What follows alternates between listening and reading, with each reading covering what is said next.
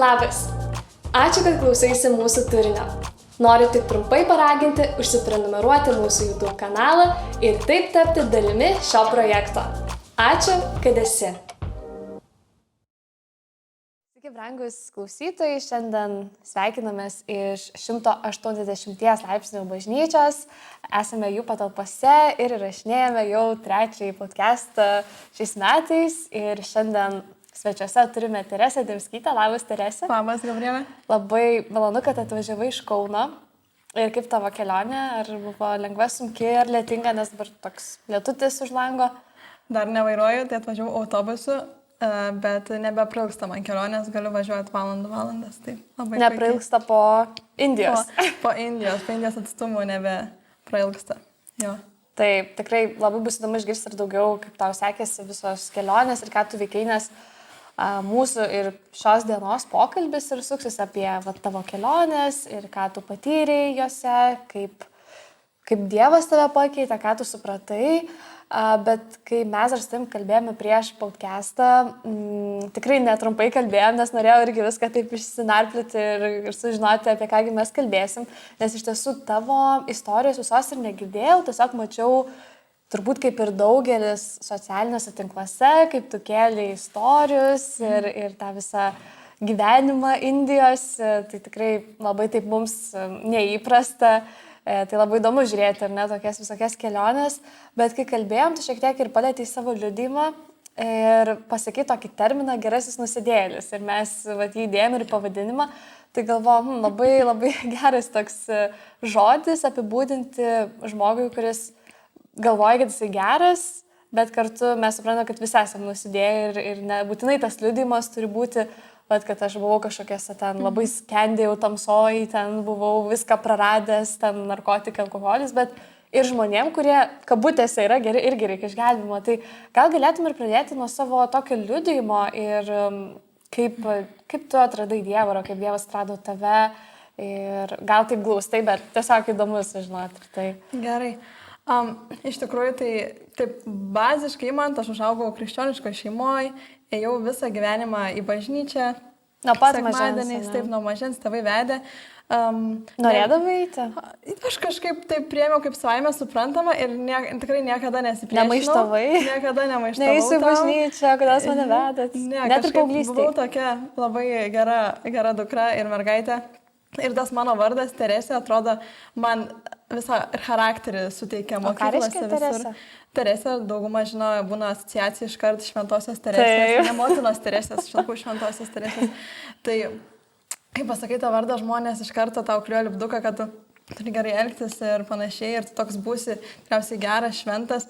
Ir kažkuria prasme, mokyklose ir panašiai, aš ir buvau klasėje ta šventoji, ne, kuri nesikeikia, nerūko, su visais ten galbūt draugiška, ir tokia klusnutė, gerutė, tokį tikrai turėjau bruožą. O su bažnyčia, tai šiaip aš ėjau iki kokių 13 metų į katalikų bažnyčią.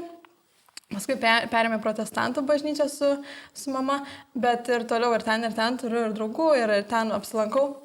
Bet mano asmeninė kelionė su Dievu, tai aš kaip niekada ir neturėjau to momento, kad aš netikėčiau Dievu, aš neatsimenu, nes nuo vaikystės, kai mama vedė, ir man tai buvo savaime suprantama, kad Dievas yra ir malda, ir santykis su juo, bet vis tiek kažkur yra tas momentas sąmoningumo, kad tu galvoji, ką aš čia darau, ką aš tikiu, kodėl darau tuos visus dalykus ir ritualus. Tai mano ir ypač, kai aš buvau tokia šventa mergaitė, niekur nenukrypau iš šoną, tai nėra pas mane tos istorijos 180 atsivertimo ir pakeitimo savo gyvenimo, bet kadangi augau krikščionišką aplinkoje ir jaunystėje, ėjau tą krikščionišką ratą ir mačiau kitų gyvenimus, istorijas, Dievo veikimą pas juos ir aš galvojau, tai kaip čia yra, kaip čia man dabar ta krikščionė reikia būti, man tiesiog reikia būti gerutei, ką čia tas Kristus nori. O kelių metų pradėjau tokias mintis nagrinėti? Čia gal taip.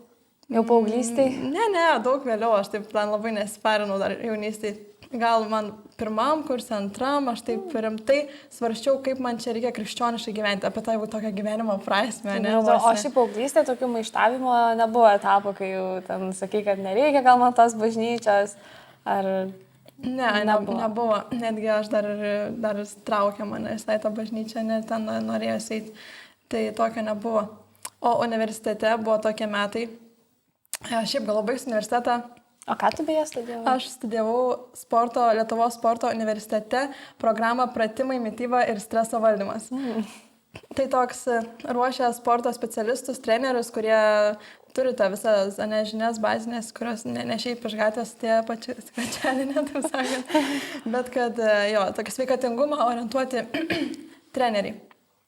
To ne visai aš dirbu, bet man vis tiek keliu atvėrė tos studijos. Kaip tu supratai ir pradėjai narplioti, kad gal neužtenka vien tik būti tokiam geram? Jo, tai buvo toks momentas, kad kol aš mokaus, man nereikia daug galvoti, ką aš čia veiksiu toliau, man reikia mokytis, man toks buvo universitete, tada universitete mokiausi, man tie 3 metai bėga ir jau metai baiginėjasi, galvoju, ką aš čia po to, man taip pat ta kelionė buvo, kad aš kažkur vyksiu iš Lietuvos, man reikia kažkur šauti į kažkokį nuotykį, kuris būtų aštrus kažkaip gyvenimą keičiantis ir tuo pačiu ir galvoju apie tos dalykus. Kokia to prasmė iš viso, aš čia varysiu, prifotkinsiu, ne visko pamatysiu, ką aš iš to pasiimsiu.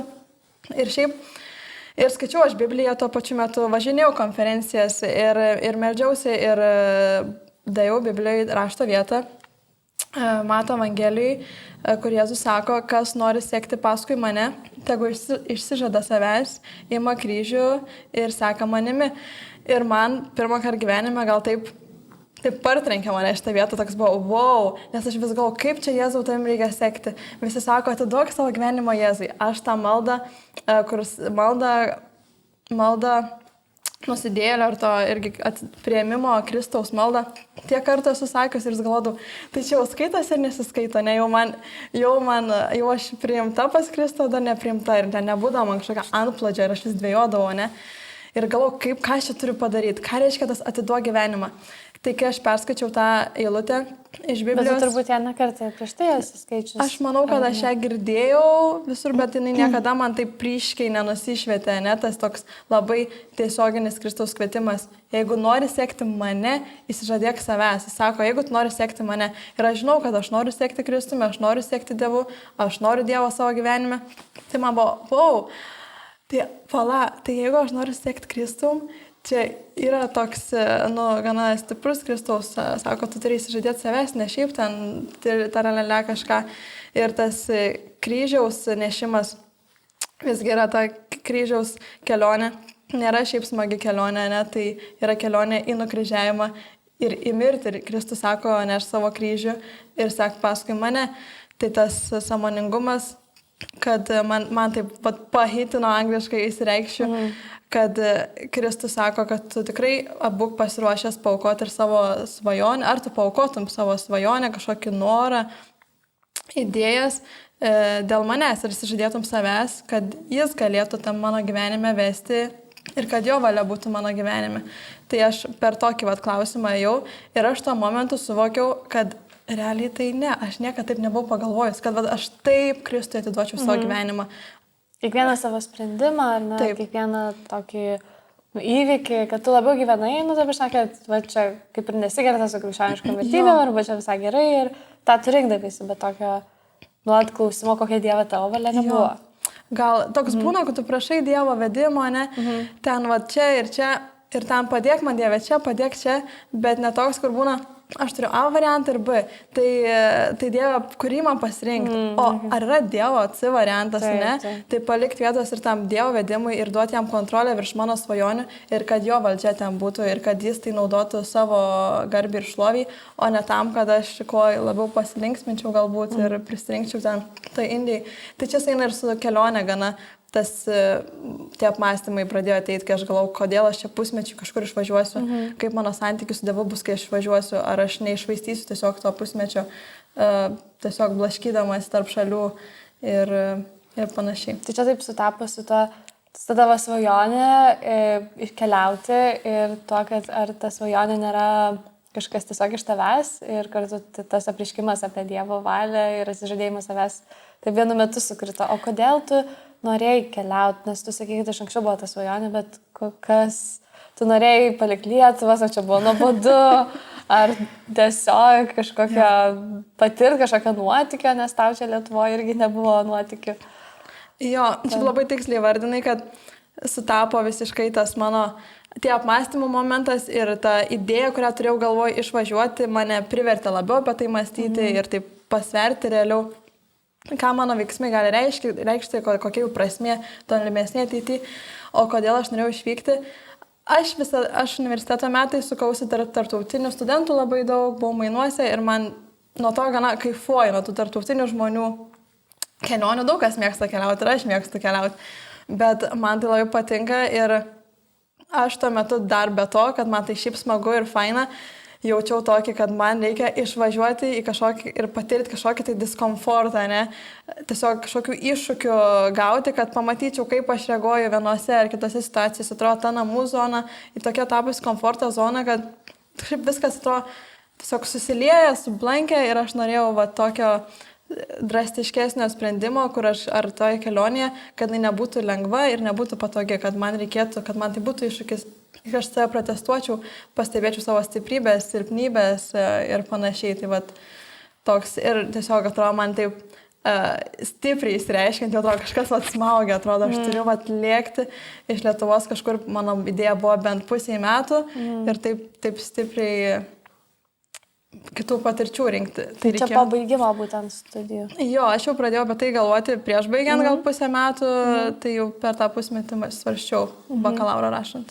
Tai ir kaip su tuo geruoju nusidėjėliu, tai kai tu pradėjai svarstyti ir pamatėjai, kad gal taip tikrai nesu aš atsižadėjus savęs, ką tu darai.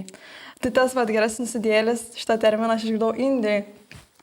Aš buvau vienos namų bažnyčios, gal tiesiog mažos bendruomenės pamaldose ir sako, pristatyk apie savo istoriją, ne?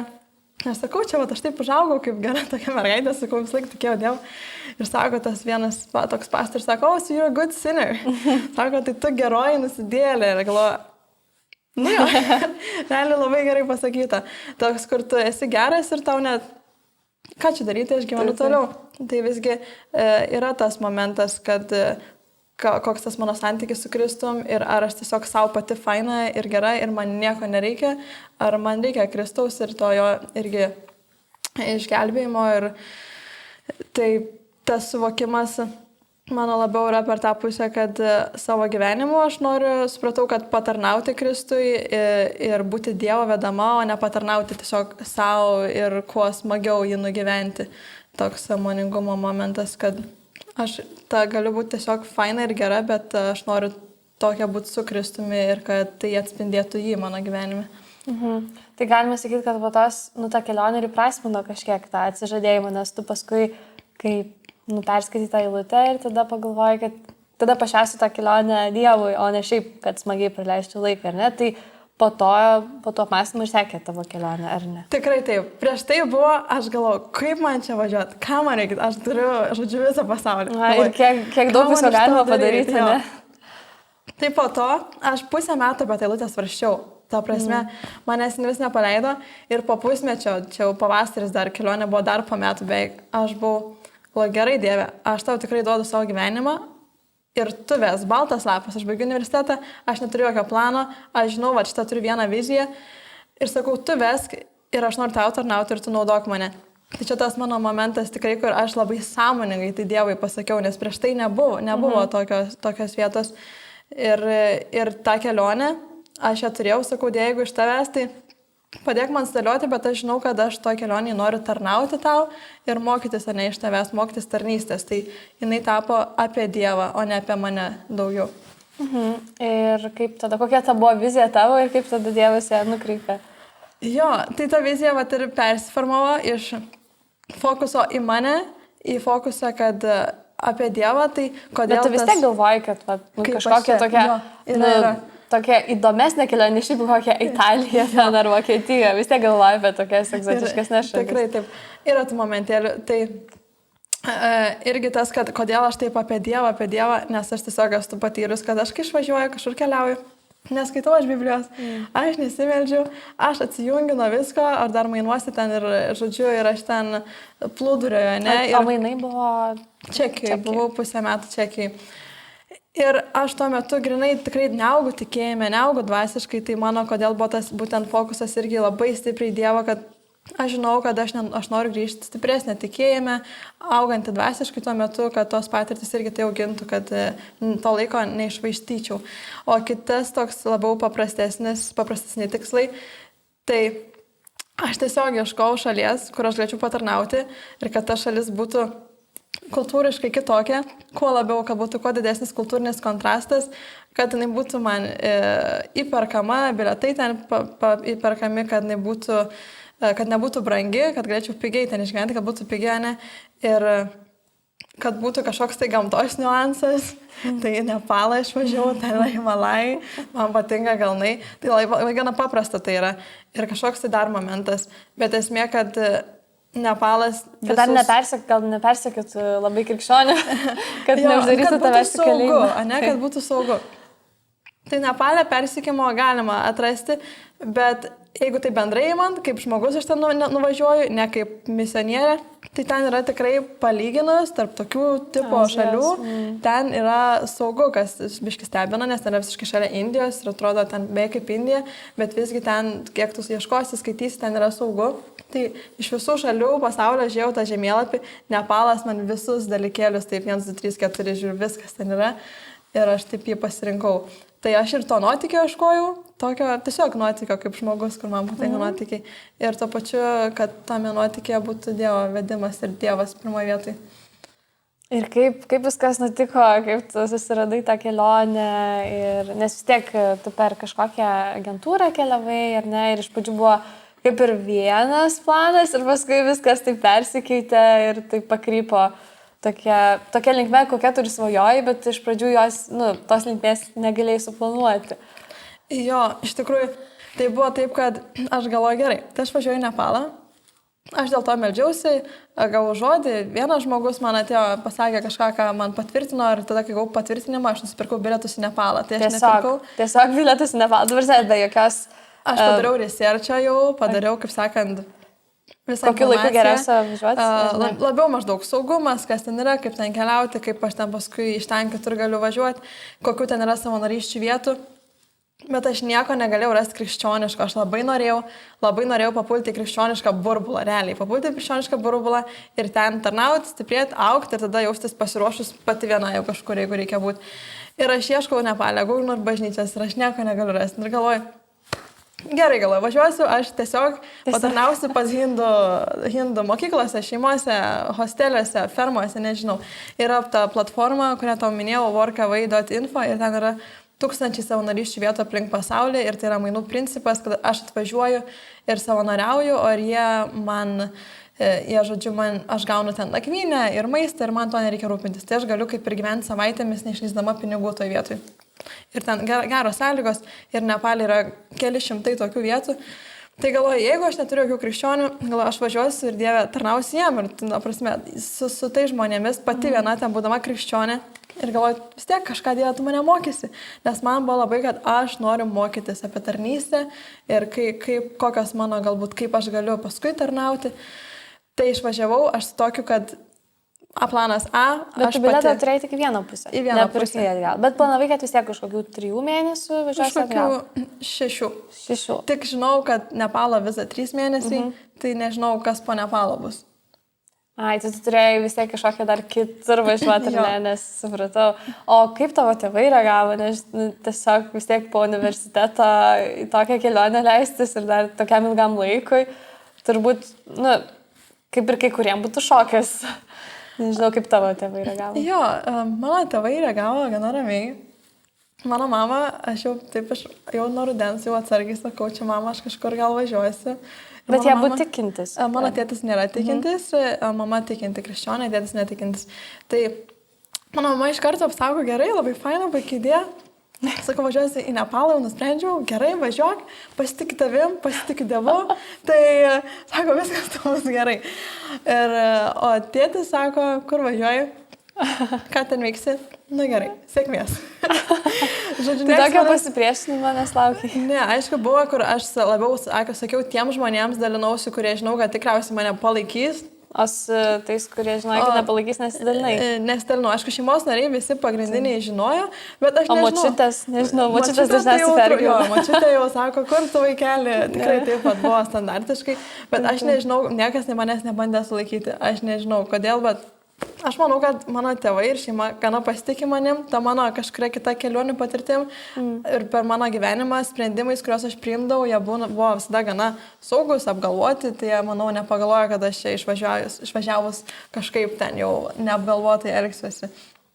Jo, bet buvo ten momentų. O tai gal tada, iš niekur nepatyrė pasipriešinimo, iš nieko? Šiaip tai ne, iš nieko nepatyriau pasipriešinimo. Gal tik jau Indiją važiuojant truputį jau buvo, kurie šeimos nariai sako, tu pagalvok. Ai, kai jau važiavai. Iš Nepalo aš važiavau į Indiją. Ai, supratau. Tai sakau, nusipirkau bilietus į Indiją, sakau, važiuosiu į Indiją toliau. Prastesė šiek tiek kelionė. Ja, sako, ar tikrai, sako, tu žinai, kokie ten dalykai, žinai, kaip ten viskas.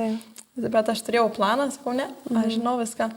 Tai va, aš jau buvau to kelionės tikslu būtent ir planu šitą idėją labai tokia įsitikinusi. Kažkaip nedvėjau, čia važiuoti, nevažiuoti, aš žinau, kad aš važiuoju. Kaip ir tokio plano labai aiškus nebuvo, tiesiog, kad važiuoti dirbti ir tada pasižiūrėti, kaip tave toliau Dievas ves. Jo, aš ir norėjau. Ir kokias atsivers duris. Aš labai norėjau pamatyti, važiuoti ir kaip Dievas veda. Galvoju, būna tos istorijos, kur Dievas veda žmonės. Atsidaro duris, ne, kas toliau vyks.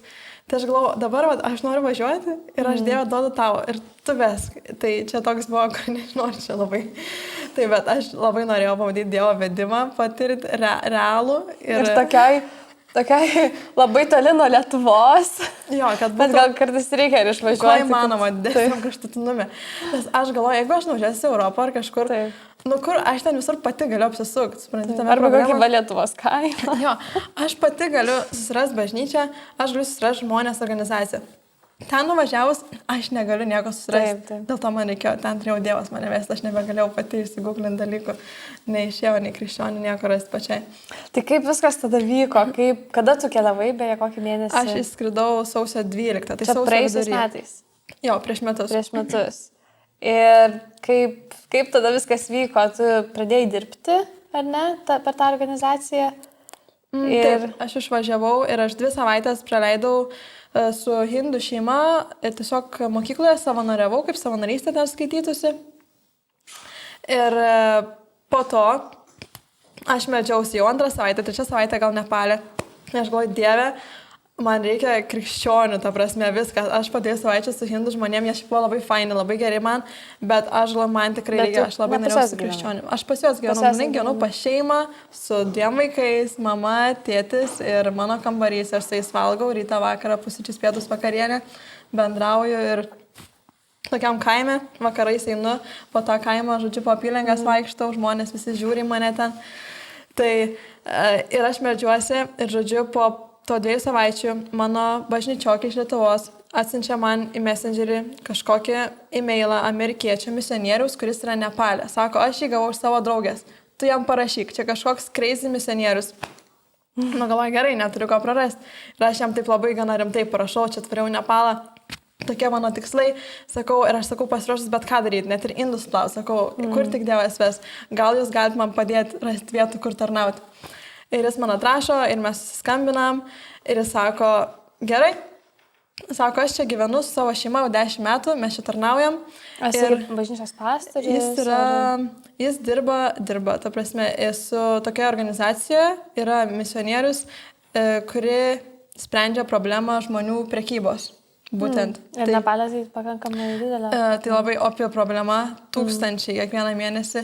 Tai žmonių prekyba yra didžiulė problema ten iš tikrųjų ir čia viena irgi iš sferų, kur apsišviečiau, kur toks, kad čia Europoje sėdi, viskas yra patogu ir faina ir taip tavęs nepaliečia. Nebijai, kad tave pagrobs? Ne, sužinojau ten, kad man rizika būti pagrobtai labai maža pasirodo, visgi ne aš esu toj rizikos grupėje būti pagrobtai. O tie, kurie yra pažydžiami, kurie neturi pinigų, kur daug dukrų, kur kažkur kaime neįsimokslinė ir neslavinė. Jiems didžiausia rizika. O tai žodžiu, tas amerikietis, susiskambinam, pasakau savo tikslus, sako, gerai, galėtų važiuoti mano namus, jeigu nori, į Katmandu, į sostinę ir sako, duosim tau kambarį, namų raktus, šaldytuvas tavo ir aš tau padėsiu, sako, surasti, kur tarnauti. Ir sako, gali gyventi mėnesį, savaitę, 5 mėnesius, kiek tik nori ir aš noriu tau padėti. Ir aš sakau, čia geriau negu galėtų būti, sako, toks ir yra Dievas. Ir tada... Tai tu su jo šeimai gyvenai? Taip, tai jų namai tapo kaip mano namų bazė tokia. Aš būdavo pas jos grįžtu, susiplaunu rūbus, tvarkau skrandį ir išvažiuoju kokį kaimą. Susitvarkai skrandį? Jo, truputį susitvarkau. Tai buvo problemų su skrandžiu ar dėl maisto? Gal skrandis toks didesnis žodis. Truputį viduriavau nuo maisto. Po kurio laiko tik suvokiau, kad jau 2 savaitę, gal čia negerai yra. Tai nuo vietinio, aš laiką valgiau beveik vietinį maistą, bet aš važiuodavau, grįždavau ir vėl važiuodavau kitą vietą ir grįždavau. Tai aš laiką jų namuose turėjau vietą Nepale, kur galiu grįžti, įsiplauti rūbus, tvarkytis, planuotis, kontaktuoti. Žodžiu, tiesiog buvo aprūpinta ten ir tie žmonės buvo pasiruošę man atsakyti visus klausimus, padėti, duoti atsarginį telefoną, pasirūpinti, jeigu kokia rizika, kažkas įvyksta, aš jiem galiu skambinti. Tiesiog buvo visiškai aprūpinta tokiu klausimu. Tai kokios buvo tos misijos, kokios buvo kelionės, nes šiaip labai įdomu, kaip viskas pakrypo, tai ir gana greitai, ne, per 2 savaitės, tu jau turėjai krikščionių, kaip ir, nežinau, tokį tarpą jau ar ne, ir tikriausiai tave įtraukė labai visas tas misijas, ar ne, nes tikriausiai tas žmogus turėjo daug pažinčių.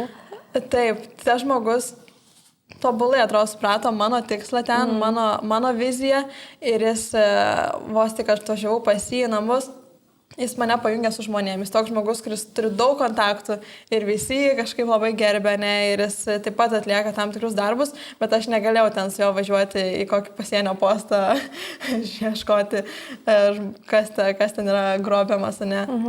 Jis taip pat su vaikų namais dirba, su beglobiais vaikais. Tai bet jis turintis daug kontaktų, mane pajungė, sako, čia, sako, yra mokyklos direktorius, susitik su juo, pašnekėk. Čia yra vaikų centrų, kurie yra Nepalo kaimuose ir kalvose.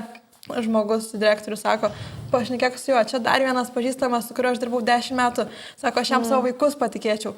Pašnekėk su juo, žodžiu, jis mane sujungė su žmonėms, sako, eik, šnekėkis, pas ką nori važiuok, pas ką nenori nevažiuok, viskas tavo rankose ir sako, šitie žmonės yra geriausi, ką aš tau galiu pasiūlyti, žinai.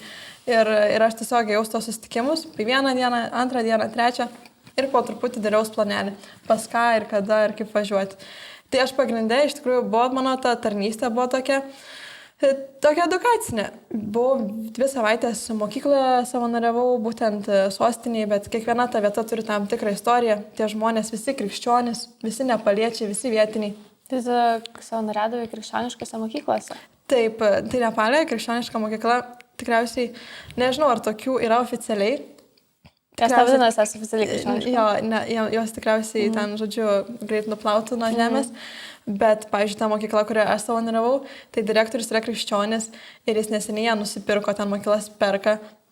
Jų yra daug privačių ir jis man pasakojo, kaip išėjo nemažai darbuotojų ir jis nori visus naujus darbuotojus įdarbinti krikščionis, kad tokia būtų krikščioniška bazė mokykloje darbuotojai ir krikščioniškom vertybėm mane ją vesti, bet jis oficialiai valstybiškai to negali daryti. Tai yra gana slapta kažkuria prasme ta jo vizija. tą mokyklą daryti krikščionišką. Tai jo, tie žmonės buvo krikščionys, dėl to aš galėjau ten saugiai važiuoti.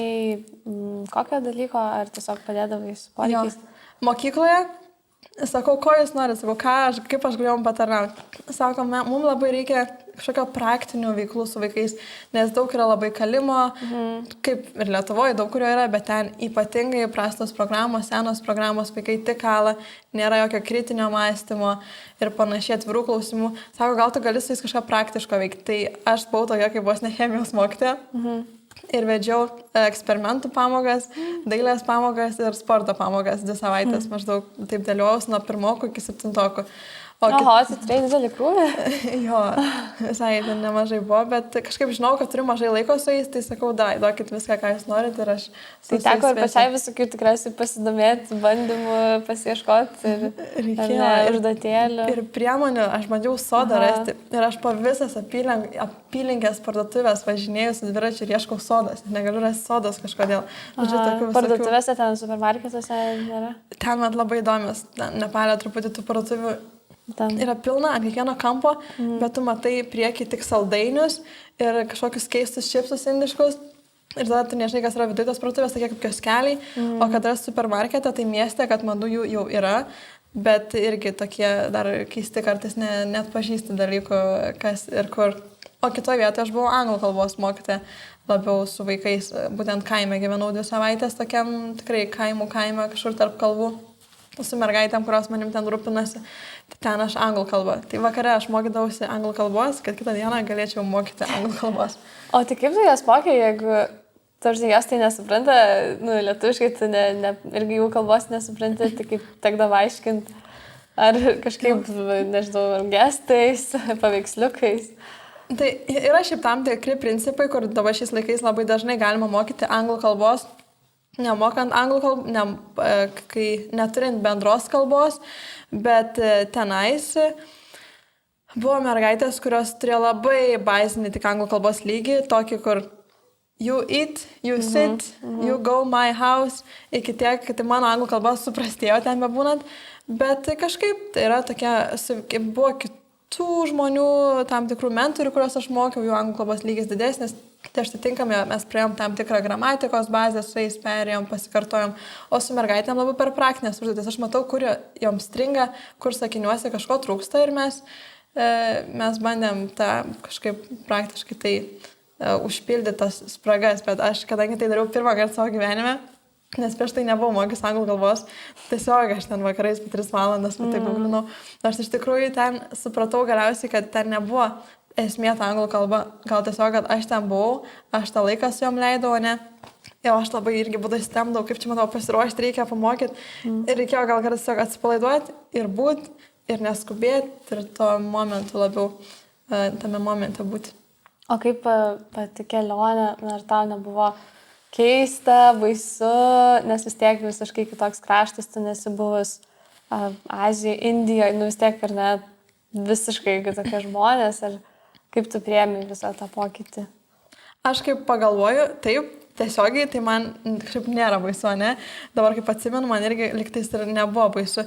Bet iš tikrųjų, kad ten ir nėra baisu, aš dabar kaip galvoju, žinok, kas gali būti baisu, jeigu yra žmonės jautrus tom dulkiam ar triukšmui, kvapui.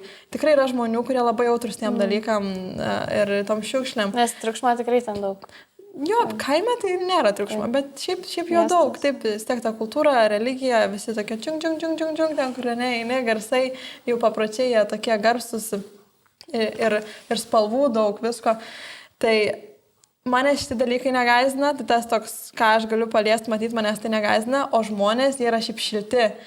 Man jau skrendant į Nepalą lėktuve, iš Dubajaus į Nepalą, į Katmandu, aš sėdėjau šalia nepaliečio. Ir visi gavo maisto, aš negavau maisto kažkodėl, aš gal gerai, gal aš ten pas mane neskaičiuota. Ir tas nepalėtis jau lėktuve pasidalino su manim savo maistu. Ta prasme, aš negalėjau atsisakyti, jis man įkišo savo maistą. Aš dar nepasiekiau Nepalo, o mane jau maitina nepalėtis, ne? Tai tie žmonės iš tikrųjų tokie ir yra, ypač su mumis gal vakariečiais, europiečiais ir vieni su kitais, bet ten yra kastų sistema, tai jau tarp kastų tas elgesys gali būti kažkoks kitoks ir pagarba. Bet su mumis vakariečiais jie labai pagarbus ir svečias yra dievas ir ta kultūra, kad svečias yra dievas, tas posakis yra visiškai tikras, aš tai patyriau, kaip aš buvau kaip dievas. Tai tokių baimių gal nebuvo, bet prieš atvažiuojant aš šiaip labai daug ieškau, labai daug naršiausi dėl to saugumo, tai aš visur laikiausi tų saugumo standartų, kokių galiu laikytis ar su savo apranga, ar su savo elgesiu. Kad naktį kažkur neiti ir panašiai. O elgesiu, tarkim, kažko nesakyti? Ar... Aš žinau, tam tikrus principus jie, aišku, turi tiesiog tokią pagarbą, ne, rodai, neįsišokį. Galvoju, kas tai, aišku, turi tokių įdomių niuansų, kaip tai, kadangi beveik niekur Nepale nerasi tualetinio popieriaus ir Indijoje tualetinis popierius egzistuoja parduotuvėliai, bet ne namuose ir ne restorane ir ne kavinė, tualetinio popieriaus nėra. Nes žmonės naudoja vandens tą purkštuvėlį. Kairę ranką naudoja, vadinasi visą laiką tu turi dešinę ranką naudoti visur kitur. Tai va toks niuansas, kad aš savo kairės rankos turėčiau neduoti. Ir tu jau tai buvai išsiaiškinus prieš važiuojant? Jo, jau žinojau tai, nes aš galėčiau paduoti vandens savo kairę ranką, ne? Tai būtų labai negražu, nes tai yra ta rankas, kurią tu prausiesi tualete ir negali su ją valgyti ir panašiai. Tai tokie maži dalykai, bet jie jau... Tai tu ne kairę rankę? Aš ne kairę rankę, tai man nebuvo problemų didelių. Jo, tai vat... Bet šiaip žmonės yra gerai ir Nepale, jis toks yra labiau su Indija ypač palyginus, nors ir Indija didžiulė, tai negali su jo taip lyginti. Toks kaimas, toks jaukus, jauki šalis, ne? Tai ir tie žmonės tokie labai jaukus. Ir aš niekad nepajaučiau. Net ir gatvėje, jeigu prie manęs ten jau lyzdavo ar pardavėja kažką bando parduoti, tu porą kartų pasakei ne. Ir aš niekad neturėjau problemos, laiką nuo manęs nueidavo, ne. Jeigu aš kažkur važiuodavau, kokiu taksu, tai laiką naudojau programėlę, tai toj programėlė vis tiek ten viską seka ir žiūri, bet paskui aš visai atsiplaidau tam bent jau sostiniai. Be jokios baimės važinėjau visur, kur tik man reikia, ne? Ir taksai yra ne tik mašinas, bet ir motoroleriai. Tai gali sėsti ir taip veža per miestą. Oho. O kaip dažnai susisiekdavai su šeimos nariais ar draugais? Tekdavo paskambinti karts nuo karto? Jo, aš nesu iš tų, kur skambina kiekvieną dieną. Tikrai, aš keliauju, ar šiaip aš neturiu tokio didelio poreikio, nežinau. Žinau, kur skambina dažnai būna kiekvieną dieną, ten po kelis kartus. Tai aš gal pradžiai kas kokią savaitę taip paskambindavau, gal ir visą laiką. Paskui gal jau truputį rečiau, bet būdavo tas video skambutis su mama, teta, ten kas porą mėnesių su broliu, ne? Taip suskambinau, aš papasakoju, kas vyko, viskas gerai. Nesijaudina. Ir važiuojam toliau. Buvo, kad važiavau tokį kaimą prie Nepalo sienos, prie Indijos sienos, ten jau toks buvo labiausiai crazy, pavadinkim, crazy kelionė. Tai prieš ten važiuojant, aš niekam net nesakiau, kad aš ten važiuoju. Gal pažiūrėsim, kaip ten bus. Kas ten tokio? Aš sutikau tokias merginas, sutikau tokią anglų kalbos mokytoją, pas kurią nuėjau vakarienės ir sutikau jos dukrą, kuri pasirodo yra tokia misionierė ir su tom merginom, tokiam kaime tarnauja su vaikais, tas kaimas yra toli, už 7 valandų kelio, tokiais serpantinais ir ten vien tik hindų, ne visam kaime žmonės, yra truputį krikščionių, žemiausiai kastai būtent. Ir tiesiog ten su jom važiuoti į tą kaimą toli, kur nėra jokio vyro lyderio, nes tose šalyse labai yra vyro autoritetas virš moterų ir tas labai jaučiasi visur. Tai kad važiuoju su merginom, kurios mano amžiaus toli į kaimą, toks čia truputį yra rizikos, nes mane belia kur gali, sakykime, nuvežti, ne, ir aš su balta ir dar krikščionė. Tai gal kažkas sakys, kas čia per krikščionę atvažiuoja. Aš šiaip Nepale žudo krikščionės persekioja, ar kokia ta situacija tarp vietinių? Kaip tarp vietinių, aš vis bandžiau labai tai įsiaiškinti, nes būti krikščioniškai organizacijai Nepale yra sunku. Valstybė vis tiek nori, kad tai būtų kuo labiau hindų, ne šalis ir hindų tradicijos vertinamos. Yra toks anti-conversion law, antikonversijos įstatymas. Dabar negaliu tobulai pasakyti, kaip ten įsivardinamas, bet tu negali priversti kito žmogaus konvertuotis į kitą tikėjimą. Tai čia kaip ir normalu. Bet labai lengvai galima prikipti, jeigu tu daliniesi evangeliją ar kažkuo, kad čia mane bando priversti, pakeisti. Tai yra tų tokių momentų. Ir žmonės, kuriuos aš sutikau, jie gyvena gana ramiai ir gali ramiai eiti į bažnyčią ir taip praktikuoti. Bet tikriausiai, kuo tu būsi labiau atokesniai vietoj, ten yra sunkiau. O ypač... Kaimuose? Jo, kaimai, kurie yra atokiau, kur tai dar... kur ta gal ir vakarų kultūra dar nepasiekus, kaip čia gal negeras būdas tai vardinti, bet Nepale ir Indijai žmonės tiki, kad aš gimiau hindų, tu gimiai krikščionių, aš esu iš vakarų, iš Europos, iš Amerikos, tai aš gimiau krikščionių ir visi amerikiečiai, visi europiečiai yra krikščionys jų akimis. O jie visi gimė hindų. Tai sako, aš gimiau hindų, o tu gimiai krikščionis. Ir viskas čia neįmanoma. Aš gimiau hindų, o tu gimiai krikščionis. Tai jeigu šeimoje, kuria yra hindų šeima, kažkas įtikė, tada jau būna didžiulis, labai būna sunku, dažnai ir išsižada tų vaikų, ir atsisako, ir įspiria iš namų. Tas pats direktorius, pas kurį aš buvau 2 savaitės, tai jis sakė, kad 12 metų buvo benamis, nes jis nusprendė tapti krikščionį ir jį tėvai įspyrė iš namų. Aš niekada neišgirdau jo pilnos istorijos, bet gimti krikščioniškai šeimoje šiuo momentu yra gana patogu, viskas gerai, kol tu apie tai irgi nekalbi viešumoje, to neskelbi, tu nekalbi gatvėse, tai viskas gerai. Yra istorija, kaip mano gal dar tuo laikotarpiu, kai aš buvau Nepale, kažkuriam tai kaime Nepalo pietuose, Terai regione, įvyko toks kaip ir prabudimas ir ten buvo korėjiečių misionierių. Ir jie papostino. Čia tuo laikotarpiu, kelių metų nereikalas, galbūt net kai aš buvau, man tiesiog pasakojo tiesiogiai apie tai. Ir buvo korėjiečių misionierių ir jie papostino kažkur, tai paviešino tai ar socialiniai medijoje, ne?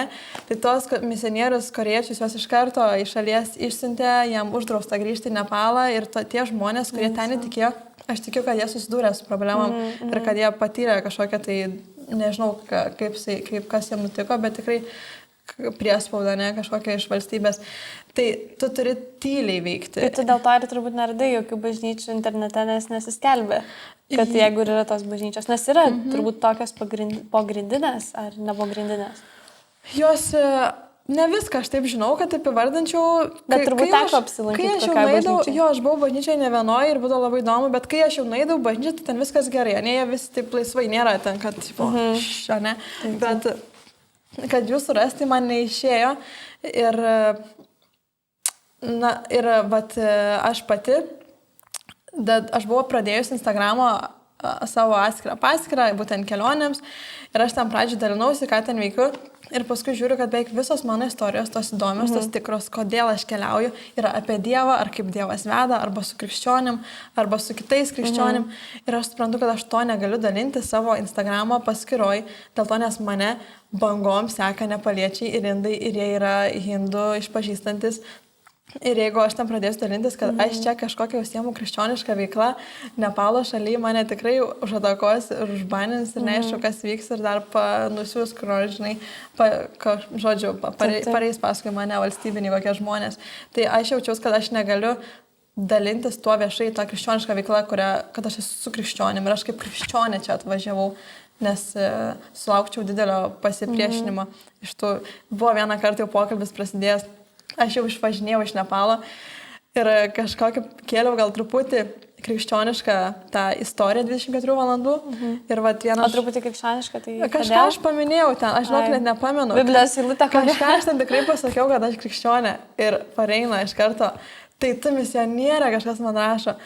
Ir paskui, tai ką tu čia veiki, tai jūs čia atvažiuojat konvertuoti mūsų, ne, tai jūs ateinat į kaimus, jūs tiem žmonėm duodat pinigų ir kad jie konvertuotųsi. Ir toks yra visas tas požiūris žmonių apie tos misionierius ir krikščionis. Tas pats žmogus, kuris mane pajungia į kontaktus visiškai ir aš buvau per jį palaiminta, jis dirba underground, galima vadinti. Taip, amerikietis. Tai jis, sakyčiau, jis yra pogrindį. Jo tarnystė yra pogrindį, jie turi vizą, dėl to, nes žmona yra mokytoja, tai jie per tai gali gauti vizą, bet jis, ta prasme, negali viešintis niekur, aš jo vardo irgi taip negaliu jo vardu, ne, mėtytis ir sakyti, aš su kažkokiu misionierium, taip nepalėš. Dėl to dabar nesakai jo vardą. Taip. Gerai. Jo, taip, tokie niuansai yra, bet ne visur. Jeigu tu kaip žmogus ar aš kaip krikščionė ten keliauju, jiem viskas fainai. Ir jeigu aš būsiu pas hindų žmogų šeimoje ir sakysiu, aš krikščionė, jis sakys, aš hindų, ten Jėzus fainai, ir jis bus su manim geras, iki kol aš ne per daug galbūt ir nesidalinsiu tuo. Taip.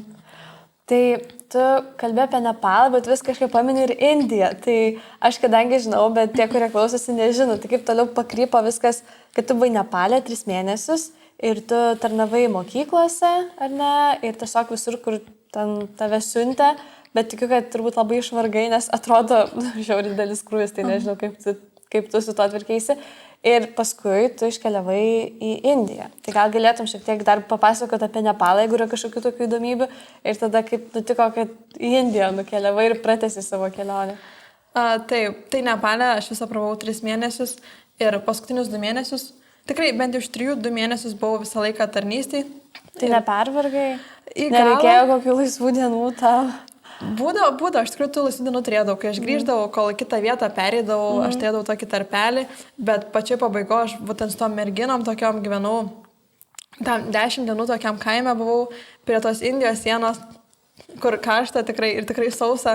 Ir tikrai mes gyvenom vienam kambarį, 6 merginos, ten mėgojom, naktį pasiklojom čižinukus, dieną jos sviniuojam, tokie vatiniai čižiniai, Nepale beveik visur yra lovos tokios kietos, tiesiog plokštė ir ant jos vatinis čižinys. Kaip patogu mėgoti? Ir tai jos mėgoja ant grindų, ne, ant tų čižinukų, o aš ant lovos. Ir aš mėgau pirmą naktį ant tos lovos, antrą, ir man žiūri nepatogu, ir aš noriu ant žemės mėgoti. Nes ant žemės atrodo patogiau. Tai jos man tą lovą davė kaip ir iš pagarbos, bet aš supratau, kad ant žemės ir šiaip patogiau mėgoti negu ant tos lovos. Tai dabar ant žemės mėgai? būna, jau dabar ant žemės sėdžiu. Ne, šiaip sėdžiu ant žemės dažnai. Labai ten įprasta ant žemės sėdėti. Jie visur namuose. Gal reikėjo čia ant žemės sėdėti? Šiaip galėjau, bet tikrai. Jie turi tokius paralolinius kilimėlius, visi savo namuose turi ir kai grįžta iš namų vaikai, ar šiaip saulė šviečia, jos pasitėsia, pavyzdžiui, ant saulės ir sėdė, jų žiemą šildas ant stogo, ant to kilimėlio, ar tiesiog žaidžia. Tai man labai patiko tas pasitėsiai ir to ant to kilimėlio gyveni, žodžiu, ten valgai, žaidži, būni ir man labai patinka ant žemės sėdėti, šiaip tai būtų nieko. Bet po tų 3 mėnesių aš buvau truputį pavargus, bet aš jau turėjau bilietus į Indiją, nes man buvo toks momentas, galvoju, Dieve, kur man važiuoti toliau? Ir galvoju, aš norėčiau važiuoti į Indiją. Nu, tiesiog čia šalia ir man labai įdomu, ne, ta Indija, kaip ten yra. Bet sakiau, aš į Indiją nekelsiu kojas, jeigu nebus plano. Man į Indiją turi būti planas. Nepalą aš važiavau be plano. Prisiklausius, kaip ten nesaugu, kaip ten gali būti, kokie ten vyrai, ne. Ir aš sakau, man reikia plano. Aš bandžiau planą pati susikurpti, nepavyko man, tai aš tam savo amerikiečiui sakau, davai, gal tu kažką turi Indijai. Ir jis turėjo vieną variantą, sako, mano žmonių, sako, Indijai sumažėjo, nes ten nauja valdžia ir ta valdžia yra labai už hinduizmą, atkurkim hindų tautą, tai jis sako, ir krikščionių sumažėjo tiesiog to kontakto. Tai, bet turėjo vienus žmonės, jaunus misionierius, indus, kurie dirba su jaunimu. Aš nežinau, ką jie veikia. Bet jis mane su jais sujungė, mes turėjom pokalbį. Sako, atvažiuok, pas mus bus ką veikti, yra kur patarnauti, ar tai mokyti anglų kalbos, ar dar kažką. Atvažiuok. Žodžiu, buvo ilgesnis pokalbis, bet man viskas atrodė gerai ir aš skaitau knygoje, tas pats miesto pavadinimas, man negirdėtas. Aš dar kažkur visur ta pati vieta, žodžiu, galvoju, gerai, važiuojam. Tai ir tas žmogus, aš galvoju, gerai, man reikia per Delį ten važiuoti. Kaip aš tą Delį nuskrisiu, kur aš tam Delį nakvosiu, aš tokia, čia, žinai, jau biški jaudino šitą Indiją. Ir tas mano amerikietis sako, gal tau reikia vietos Delį, kur nakvoti. Sako, gal tu nori su mano kolega susitikti Delį, kuris ten atsakingas irgi už tą visą human traffickingą, nes sako, jis tau aprodys, papasakos, kaip ten jie viską veikia, ką jie daro. Ir aš taip matau, kad aš nuvažiuoju, ten manim pasirūpina, aš ten turiu, sako, kur tu, sako, nuskrisi, aš pasirūpinsiu, kad visur tai kažkas pasitiktų, kad tau būtų saugu, žinai, ten nuvežtų, parvežtų. Ir aš galvoju, gerai, mes turim planą, aš žinau, kur aš būsiu 2 mėnesius. Po to, tai aš buvau nusprendus, kad toj vietoj, Indijai, pas tą šeimą, pas kurią vyksiu, aš būsiu ilgesnį laiką ten. Ir tiesiog, bet nežinau, ką ten vyksiu, nežinau tiksliai, ką jie veikia ir ką jie daro. Kažką ten su jaunimu, kažką su vaikais.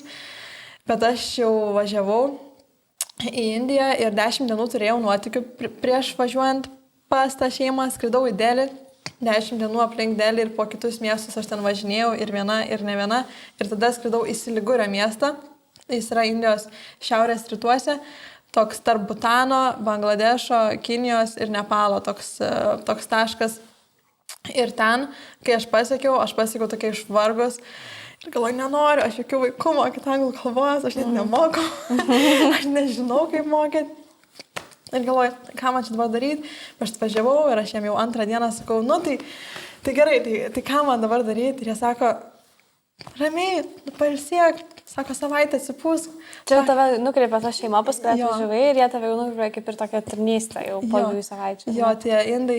Ir jie sako, atsipūsk. Sako, dai, mes turim tokį pasiūlymą tau. Vienas pasiūlymas, mes susidėliojom planą ir tu vairai, mokai anglų kalbos, ten mes turim visokių pažįstamų vaikų, kurie būtų gerai. Arba B planas, tu tiesiog gyvenk su mumis gyvenimą. Sako, mes važiuojam pas jaunimo klubą, tu varai kartu. Mes varom į stiklą, tu varai su mumis. Mes varom pas kokius pastorius mokyti, tu varai kartu, žodžiu.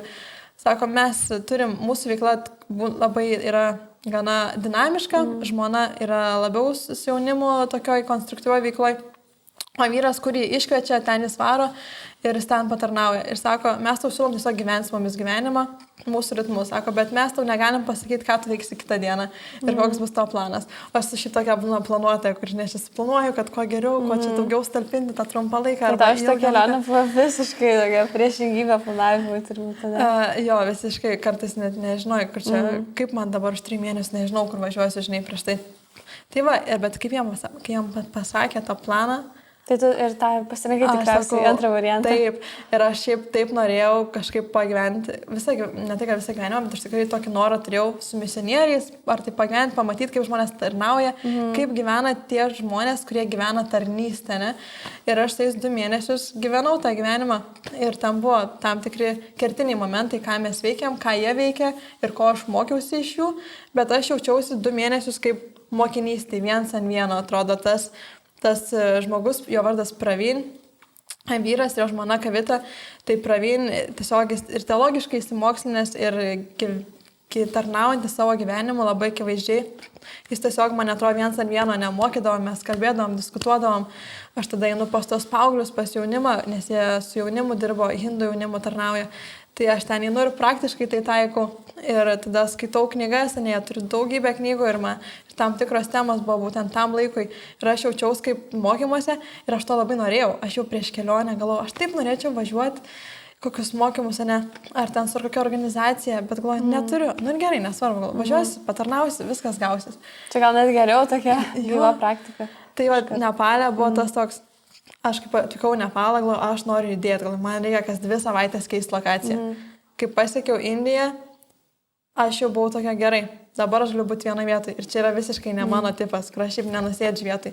Bet aš turėjau visišką ramybę, kad aš būsiu tam kažkokiam Indijos kampe, kažkokiam mieste 2 mėnesius, nors man kiti ten rašo, skambina, Teresė, taigi visa Indija, o kodėl tu ne toj valstijai, o kodėl tu ne toj valstijai, ten daug įdomiau, ten daug gražiau, kodėl tu pasirinkai šitam mieste būti 2 mėnesius iš visos Indijos.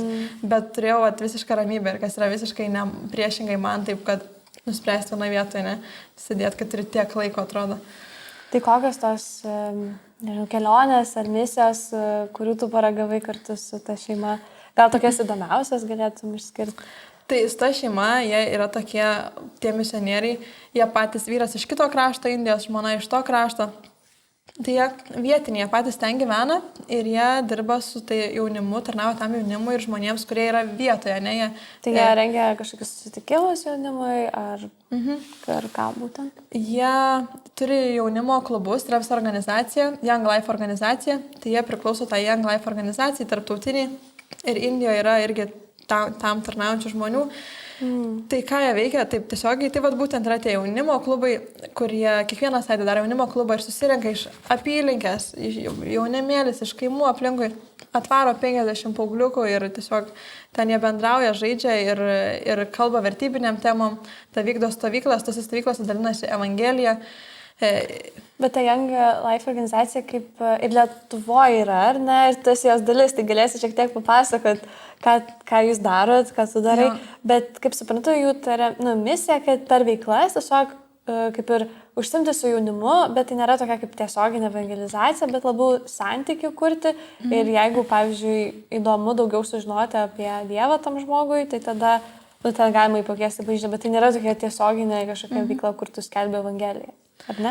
Jo, gal aš nežinau, kaip iš tikrųjų Indijoje. Jų tikslas yra tikrai palaikyti tos paauglius per tą paauglystės laikotarpį, bet tai yra krikščioniška organizacija, tai jos taip pat visgi pirminė vizija yra pasidalinti Evangeliją su jaunimu ir pasiekti tą jaunimą. Ir aišku, viskas ten yra daug sudėtingiau, nes tai yra hindų šalis, hindų jaunimas.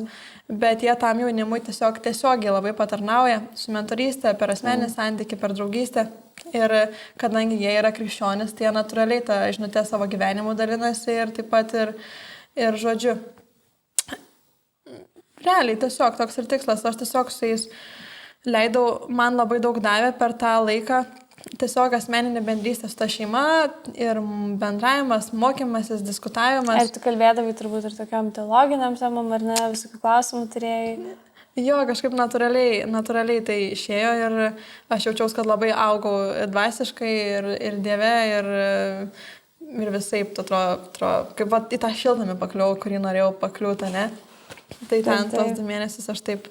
Nepalas buvo tokių kontrastiškų nuotykių laikas, yra tam tikros pamokos iš žmonių, kurias ten pasiėmiau, o Indija jau buvo taip asmeniškai jaučiaus, kad siekla apie vidų, tai aš ten nešaudžiau jau taip į skirtingas šalis ir skirtingus kaimus šalis, bet tiesiog buvau vienoje vietoje ir mokiausi iš tų žmonių, iš jų pačios tarnystės, kaip aš matau, kaip paaugliai ateina pas jos namus, ne, kaip jam patarnauja, mačiau, kaip viena mergina įtikėjo, netgi tam pačiam laikotarpį ir stovyklose skirtingose dalyvavau. O ten ilgesnė istorija.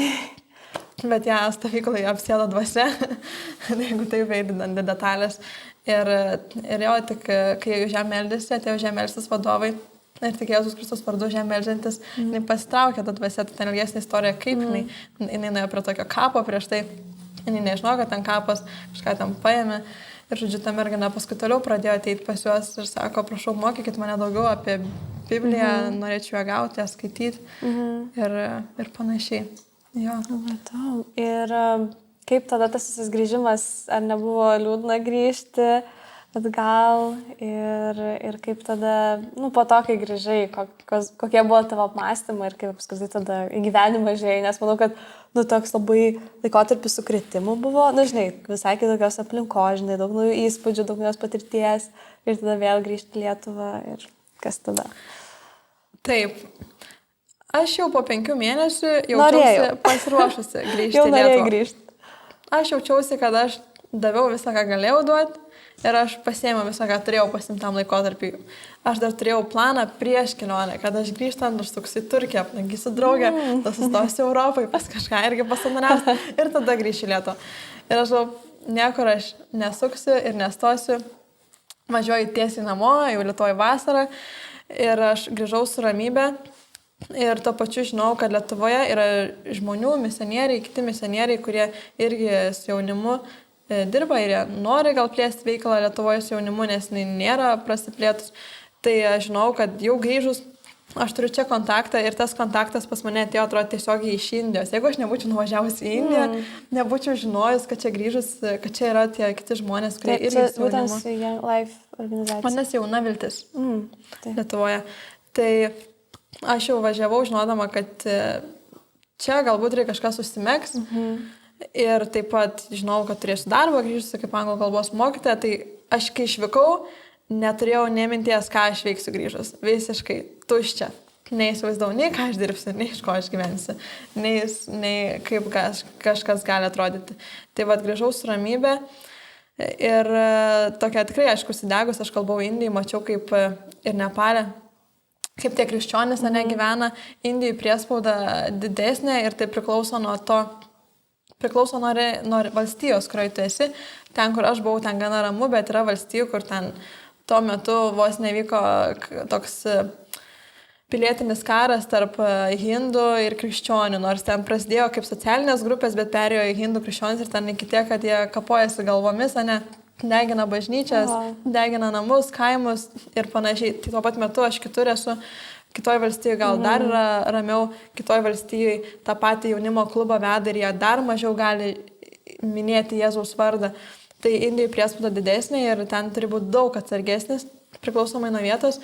Ir kaip aš mačiau, kaip tie žmonės vis tiek gyvena tikėjimu, renkasi, meldžiasi, tarnauja ir jie tokie užsidegę tuo ir ta, atrodo, sklinda, ta evangelija net sklinda, visi kalnai nesulaiko, kalvos nesulaiko, kur ten 100 km važiuoji 5 valandas, nuvažiuoji ir randi kaimelėje bažnyčią, atrodo, visur randi po bažnyčiai, toks eina savo galva, tai jie atrodo yra spaudžiami, bet dėl to, kad jie yra spaudžiami, jie turi visą laiką stiprėti, turi atstovėti, turi kačelintis ant Biblijos, nes juos spaudžia, o mes čia taip pat, kaip sakant, atsipalaidavę patogiai, nereikia kovoti. Raumenų, nereikia kovoti, jie ten turi kovoti ir taip pat evangelija sklinda, atrodo, šiuo momentu, tiesiog žmonės. Tai tu grįžai labai užsidegus ir pradėjai kitus judinti, ar ne?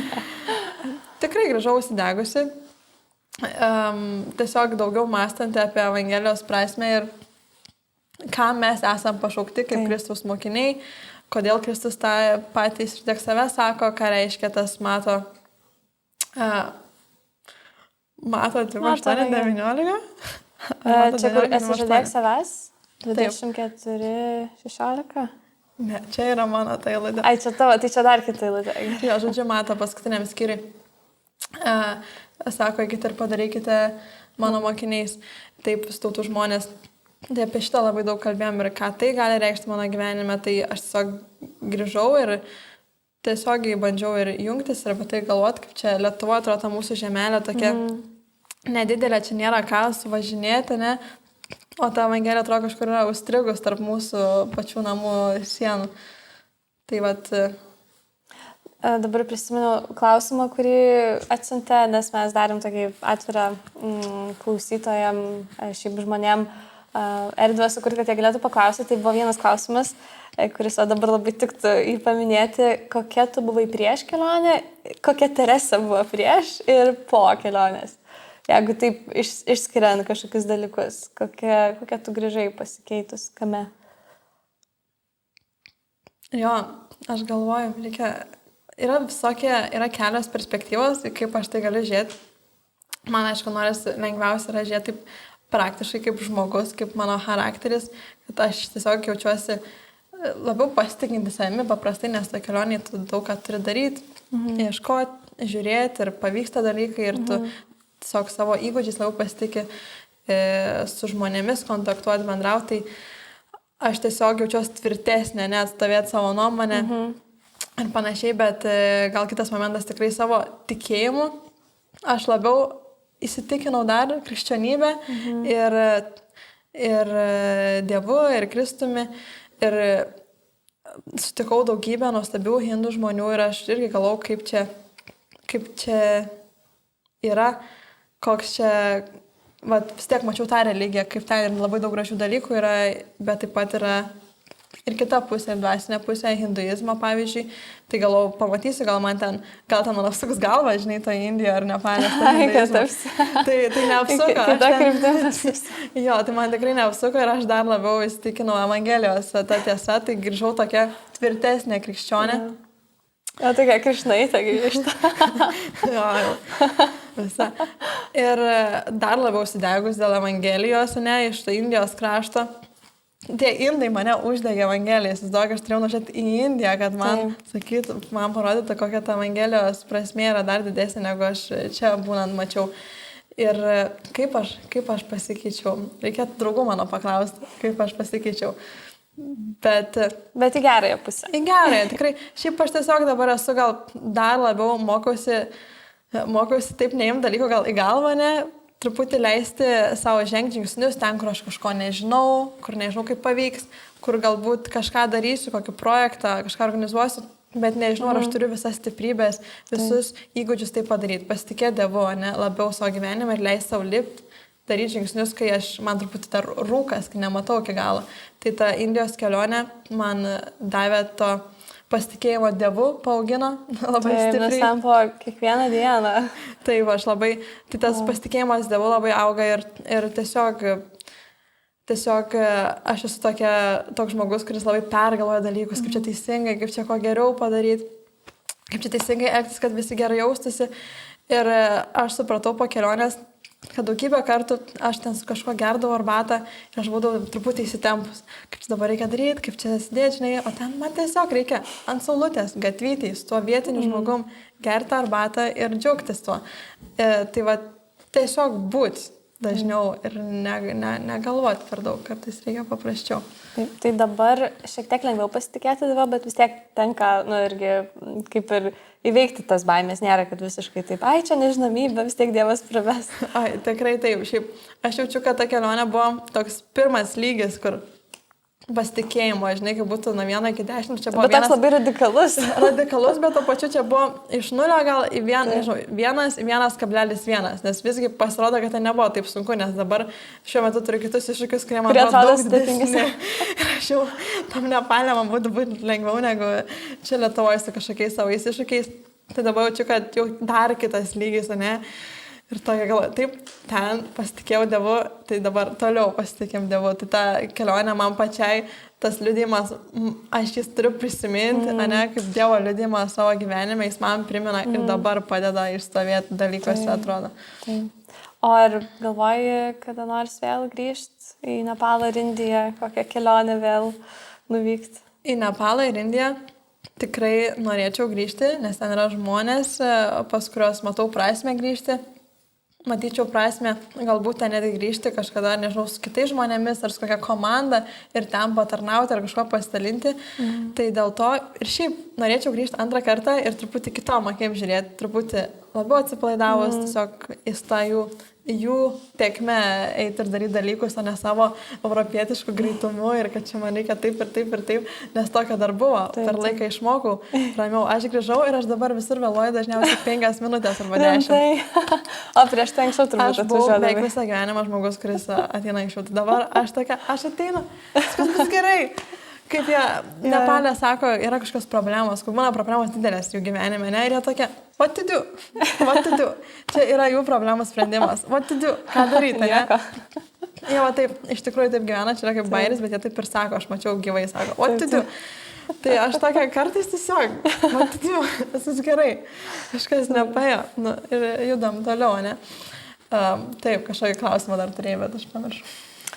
Dabar tai mano klausimas apie tarnystę dabar, ką tu veiki, nes, kaip sakėjai, ta Young Life ir Lietuvoje yra, ar ne, kaip ir toks padalinys, bet jis kažkoks labai nežinomas. Tai norėtųsi, kad šiek tiek daugiau papasakotum, nes, kaip suprantu, jis labai atviras yra ir žmonėm, kurie nori prisijungti iš visos Lietuvos ir ypač iš mažesnių miestelių, ar ne, tai ką tu veiki ten dabar ir kaip galima prisijungti.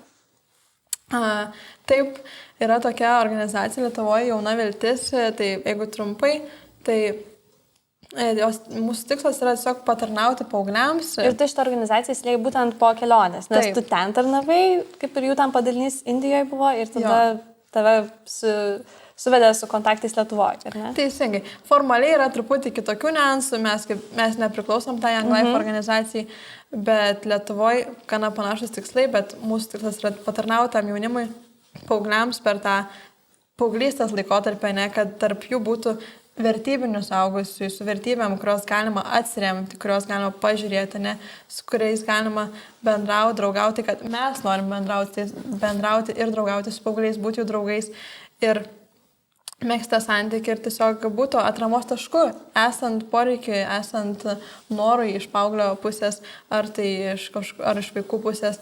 Tai ir aš su paaugliais ar su vaikais, anksčiau su vaikais dirbau, bet su paaugliais nieko neturėjau bendro. Tai būtent Indijai buvo tas pirmas kontaktas toks, kur aš buvau tiesiog paauglių tarnystėje, atrodo, 2 mėnesius ir daug pamačiau, kaip tie žmonės patys tarnavo, su kuriais aš buvau. Tai tuo pačiu Lietuvoje, atrodo, Dievas darė tai duris. Ir aš tokia, gerai, pažiūrim, ar čia Dievas veda, tikiu, kad Dievas veda ir kokiu būdu čia aš patarnausiu. Ir tikrai Lietuvoje tai nėra išplėtota, mes nesam kaip, nėra didžiulės komandos ir nesisuka tas ratas taip. Tai norim susiburti komandą žmonių, kurie norėtų su paaugliais patarnauti, organizuoti stovyklas, daryti paauglių klubą, kalbėti vertybinėm temom. Jinai gana didelė, būti tiesiog paauglių draugais. Ir aišku, norėtume, kad tai būtų ne tik aš esu Kaune, bet tiesiog, kad galėtume tai daryti ir mažesniuose miestuose, net jeigu yra tose miestuose žmonių, galbūt ten eiti, pasidalinti, paskatinti ar apmokyti. Ir būti. Tai šiuo metu, ką jūs darote ir kokiuose miestuose yra? Tai yra Kaune? Ar tik Kaune? Šiuo metu aš esu Kaune, daugiau po COVID Lietuvoje kaip ir nustojo veiklos, buvo, man atrodo, yra buvo Klaipėda, yra buvo Vilniui. Tai aš esu Kaune, tai aš Kaune bandau burti. Tai tu tiesiog organizuoji būrelius ar sporto veiklas? Nėra tokio aktyvaus, kaip mes ten veikiam, kaip Dievas nuveda. Bet yra... Tai nėra, kad reguliarus tokie susitikimai. Jeigu yra veikla, tai reguliari, bet mes einam gal per visur. Pavyzdžiui, yra sporto būrelis, kurį aš vedu. Tai va, jis toks vienas yra ir nėra daugiau tokių būrelių dabar, nebent kažkaip Dievas nuves kokią mokyklą, kad ten reiktų sporto būrelį. Tai yra vienas sporto būrelis, kurį vedu, yra paaugliai, su kuriuos sutinku globos namuose, tokie keletas paauglių, kurie gyvena mažose kaip šeimininiuose namuose, net tai mes su jais einam, bendraujam, labai faini paaugliai ir tiesiog geras įskurta draugystė, tai kad tik jam tai būtų, ne, gera ir vertinga. Tai va tiesiog yra 2 taškai, kuriuose aš esu praktiškai, aktyviai, fiziškai, kuriuose einu, daugiau šiuo momentu nėra. Tai prieš pusę metų prasidėjo ta veikla Kaune ir kaip jinai augs Kaune ir kitose miestuose jau iš Dievo valios. Bet kaip suprantu, gali prisijungti, ar net jeigu žmonės, pavyzdžiui, norėtų ten ar pasidomėti daugiau, tai kur galėtų surasti informacijos, ar tau paskambinti, ar parašyti. Tikrai galima prisijungti, labai yra laukiami žmonės, kad prisijungtų, nes iš tikrųjų aš kaip ir ieškau žmonių, bet to pačiu visi atrodo dabar jau turi visi žmonės Europoje, šiaip visą Europą yra užsiėmę ir beveik kiek turi veiklų, kur turi su draugus skambutis, žinai, prieš 2 mėnesius suderinti. Tai ir visi turi ir tarnysčių bažnyčiose, bet jeigu kažkam tikrai širdį galbūt yra paaugliai ar tarnystė su jais, bendrystė, draugystė, tai galima su manim iš tikrųjų susisiekti tiesiog ar per Facebooką Teresė Demskytė arba per Gmailą teresė.demskytė@gmail.com. Žodžiu, gana paprasta ir tada galima bendrauti ir pažiūrėti. Jo. Gerai, tai tikiuosi atsilieps, kam bus įdomu ir manau, kad pabaigai būtų įdomu, jeigu pasakytum iš savo širdies ar tiesiog tokį patarimą, kadangi galima sakyti, tie metai tokie buvo tavo kaip ir didesnio supratimo ir apmąstymo apie savęs atsižadėjimą ir savo gyvenimo pasišventimo Kristui, tai gal kokie būtų tavo patarimai ar tiem, kurie mąsto apie savo gyvenimą ir galvoja, kad gal tikrai trūksta man to pasišventimo, tiesiog nueinu į bažnyčią, šiaip ten pačilinu ir nieko daugiau nedarau dėl Dievo, bet kaip tada, nežinau, atrasti tos vidinės motyvacijos ar stiprybės ar kažkaip to noro tada, nes kaip ir supranti, kad negyvenu krikščionišką gyvenimą, tik teoriškai gal kažkiek, bet nėra to pasišventimo. Tai koks būtų tavo patarimas iš tavo asmeninės patirties? Man atrodo, pirmas dalykas yra labai svarbus suvokti, kad mūsų kaip krikščionis Kristus kiekvieną kviečia įsižadėti visgi savęs ir tarnauti jam, ir kad tai nėra tik pastoriaus kvietimas ar tik tarnauti bažnyčios, ir kad nebūtina dabar mesti savo darbų ir važiuoti į Nepalą ar būti misionierių. Mes tiesiog jam galim tarnauti kiekvieną dieną savo gyvenimu ir tai yra tikriausiai labiausiai ta širdies pozicija, kur yra pas mane Dievas, kurioje vietoje, ne? Ar mano profesija pirmoje vietoje, ar tie patys pinigai, ar kažkoks kitas dalykas.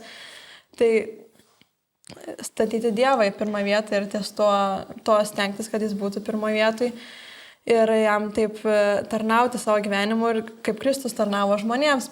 Manau, aš labai esu už tai, kad mes Evangeliją dalintumėmės savo gyvenimu, to savo darbais, kaip mes šnekam, kaip mes elgiamės, ne tik kaip šnekam, bet kaip elgiamės tiesiog pirmą būti kaip Kristus ir taip jį atspindėti. Tai tas momentas savo širdies suvokti, kur pas mane yra Dievas ir ar jis tikrai yra pirmoje vietoje ir atiduoti jam tą pirmą vietą.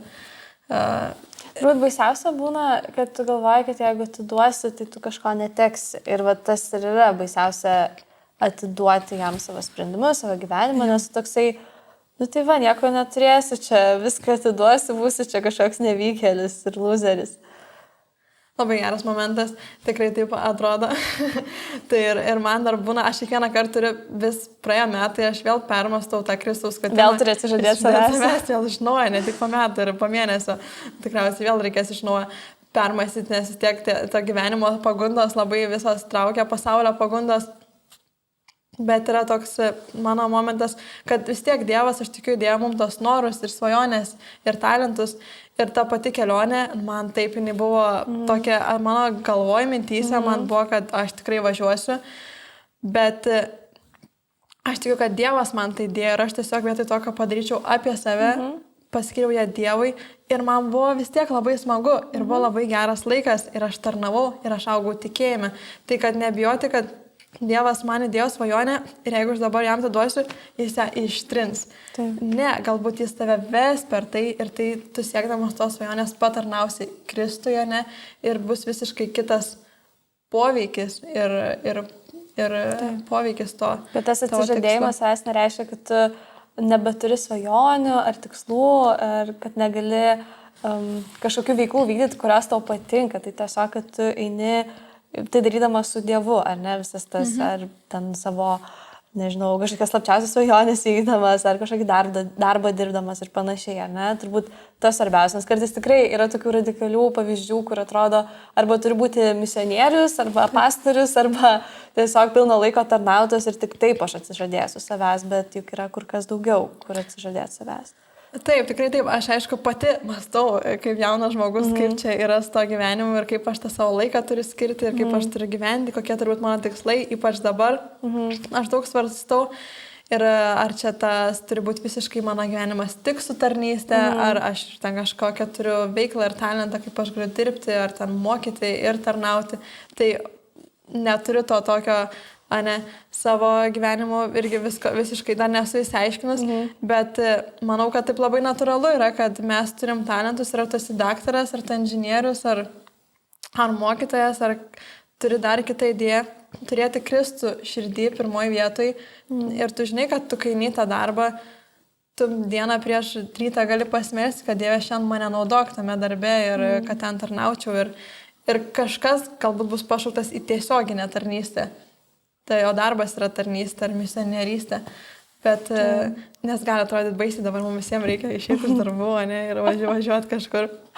Taip, nesimokyti net. Bet jau to pačiu irgi reikia būti atsargiam, kad neužstriktame patogume, kad, ten visi daro tą misionierystę, o aš savo galiu savo darbų keičirinti. Aš manau, turėti tą sąmoningumą ir vis prisiminti Kristaus kvietimą, kodėl jis mus kviečia įsižadėti. Ir kiekvieną dieną, kaip tu sakai, kad kažkokie bus nauji iššūkiai, naujos situacijos, kur vėl reikės nuo jį pažvelgti savo gyvenimą ir turbūt vėl priimti tos pasirinkimus. Man tai yra iššūkis irgi, atrodo, jau būna perėjau prieš metus šio, davai, važiuojam. Labiausiai įsižadėjus, aš kaip galėjai. Ir dabar po metų galvom, gerai, viskas vyksta iš naujo dabar. Dabar vėl mokusi, kaip šitam etape. Ir tos Dievo talentus panaudoti ir to pačiu įsižadėti, atrodo, savęs. Tai labai aštrus žodis įsižadėti savęs, visas terminas.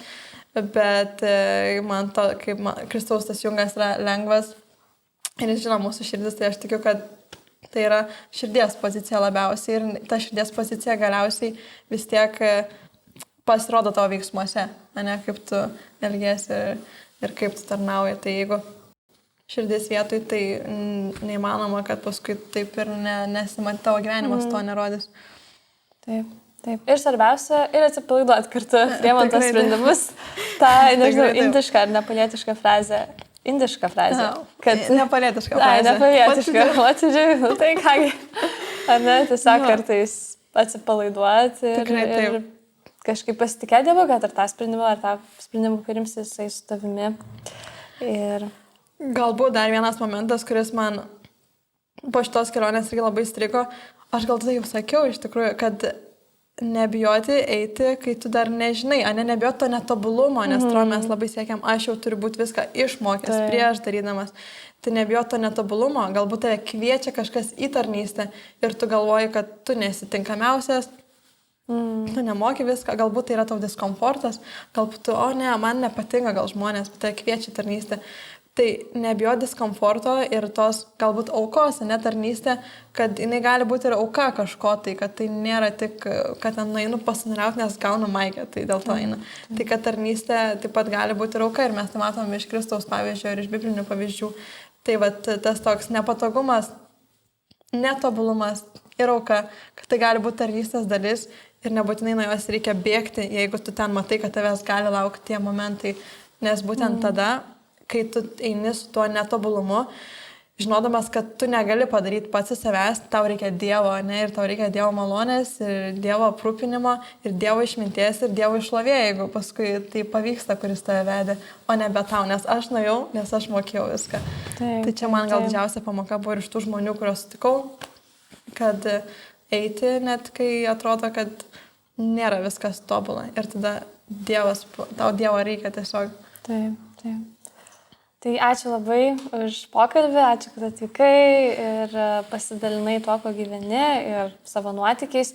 Ir jeigu jums įdomu daugiau sužinoti apie Teresės nuotykius, nes tikrai mes čia, nežinau, kiek kalbėtume, kokias 6 valandas ar daugiau, jeigu viską reikėtų išpasakoti, visas tas detalės, tai manau, kad tikrai galima drąsiai rašyti Teresei. Aš aišku, nežinau, tu tikriausiai neiškart galėsi atsakyti, nes irgi turi savo gyvenimą ir veiklas, bet manau, kad tiem, kuriem įdomu, gal kažkas irgi norėtų leistis į tokią kelionę, tikrai, į tokį nuotykį. Galiu nusiųsti į Nepalą, turiu ten žmonių. Taip, tai va, Teresė gali nusiųsti, padėti ir su kontaktais.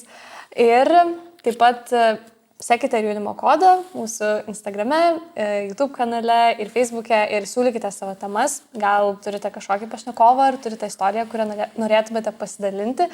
Tai mes irgi labai lauksim. Na, o dabar jau atsisveikinam ir ačiū tau dar, kad Teresė, ir tikrai visokiojopas tau sėkmės ir Dievo vedimo ir tikrai, kad jisai pravestų tave dabartinėme etape, kuriame esi ir tu dar daugiau išmoktum ir galėtum toliau liudyti savo gyvenimu apie jį.